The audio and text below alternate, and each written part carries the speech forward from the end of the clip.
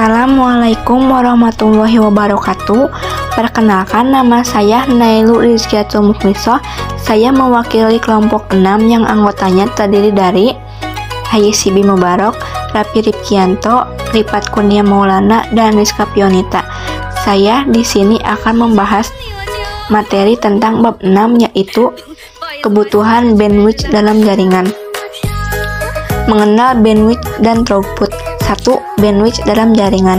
Pengertian bandwidth yaitu bandwidth adalah suatu nilai konsumsi transfer paket atau data yang dihitung dalam satuan bit per second atau BPS antara server dan klien dalam waktu tertentu. Fungsi bandwidth dalam jaringan yaitu 1. Menjadi jalur atau media pengiriman data. 2. Membatasi kecepatan transfer data.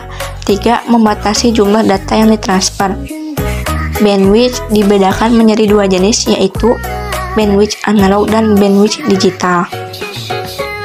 Bandwidth analog adalah besarnya rentang frekuensi dalam satuan hertz di mana sebuah sinyal dapat diperoleh secara akurat.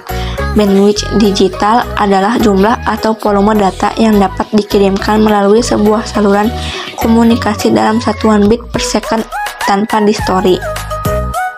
2. Throughput dalam jaringan.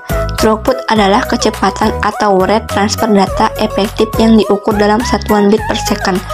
Contohnya yaitu ketika menggunakan internet dengan bandwidth sekitar 5 Mbps namun ingin mengunduh file dengan kecepatan sebesar 4,2 Mbps. Inilah yang termasuk ke dalam throughput. Kebutuhan bandwidth dalam jaringan. 1. Menghitung bandwidth jaringan.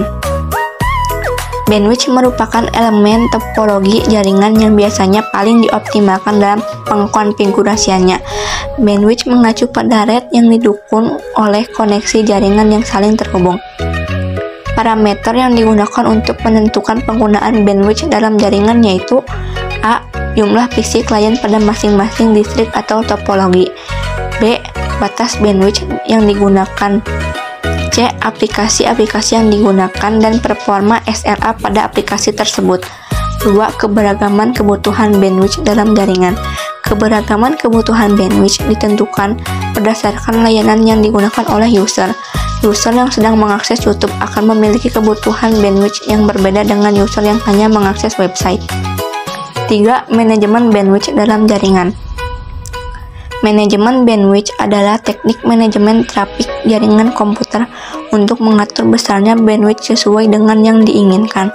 Tujuan manajemen bandwidth adalah untuk membatasi bandwidth sesuai dengan kebutuhan dan jumlah pengguna. Terdapat dua metode manajemen bandwidth yang paling umum digunakan, yaitu hierarchical token bucket dan class-based queuing. Hierarchical token bucket adalah sebuah sistem atau metode untuk mengatur dan mengontrol kapasitas bandwidth. Class-based queuing adalah teknik klasifikasian paket data yang memungkinkan sharing bandwidth antar kelas dan memiliki fasilitas user interface. Sekian yang dapat saya sampaikan, kurang lebihnya mohon dimaafkan. Wabillahi taufiq wal hidayah. Wassalamualaikum warahmatullahi wabarakatuh.